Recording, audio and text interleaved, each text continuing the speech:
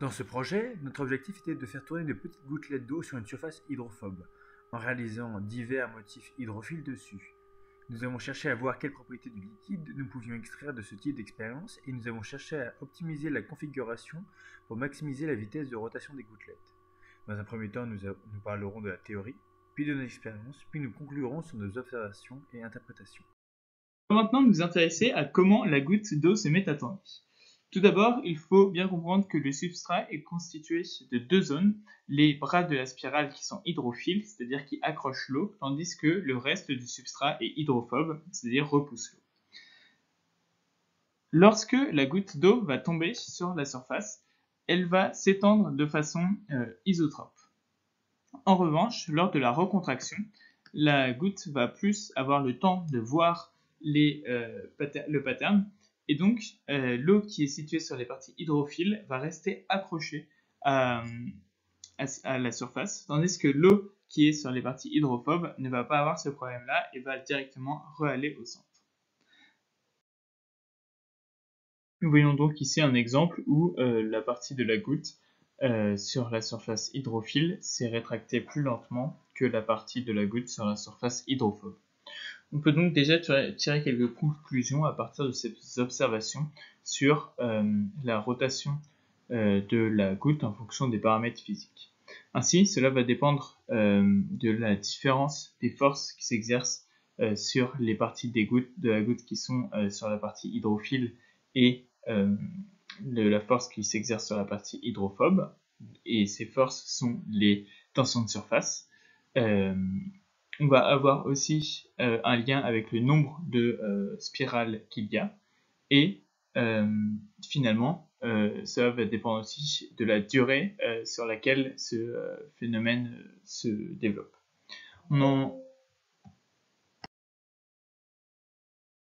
Formule-là pour l'équation. Donc là, on voit bien que les prédictions faites, en particulier les dépendances en fonction de n et de la différence des forces gamma cos θ h moins cos θ l intervient. Et donc ça va nous permettre de déduire des expériences les ordres de grandeur de gamma cos θ h moins θ l en particulier. On fait un dépôt de suie et à l'aide d'un pattern fait à l'imprimante 3D, on crée le marquage hydrophile-hydrophobe pour nos gouttes. Notre but est de suivre la rotation de la goutte après le rebond. Au vu de la vitesse de rotation de la goutte, nous avons choisi d'utiliser une caméra ultra rapide, comme vous le voyez ici. Différents paramètres ont été pris en compte, tels que le nombre de branches du pattern ou encore la hauteur de l'achète de la goutte. Pour le suivi, nous avons utilisé des petites particules visibles sur l'enregistrement. La goutte tombe puis le moment qui nous intéresse est le moment du rebond, où l'on commence à voir la goutte qui tourne. Pour cela, on utilise les paramètres de 2000 fps, qui signifie images par seconde, afin d'avoir une précision importante sur la rotation. Ce qui nous intéresse, c'est alors de savoir quelle est la vitesse, puisque l'on cherche une vitesse maximale. On va utiliser l'endroit qui restitue le plus d'énergie en énergie de rotation et non en énergie de rebond. Cette vitesse maximale se trouvera à la base. Le procédé de pointée a été fait de telle sorte que l'on prend d'abord une particule à un endroit, puis sur la frame d'après, on regarde où elle est. Cela nous permet de tracer le graphe 3D comme vous le voyez juste ici. Conformément à la théorie, on remarque que pour des nombres entiers naturels non nuls, la vitesse de rotation est proportionnelle au nombre de spires. De ce fait, on trouve que la vitesse maximale est pour un pattern à 6 branches avec une vitesse de l'ordre de 3260 plus ou moins 140 radians par seconde.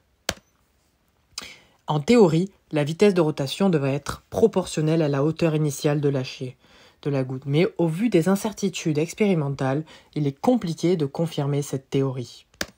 Notre travail nous permet d'extraire le gamma, qui est la différence entre les deux forces linéiques, et l'on trouve une valeur de l'ordre de 10 millinewtons par mètre, ce qui est cohérent avec ce que l'on peut attendre.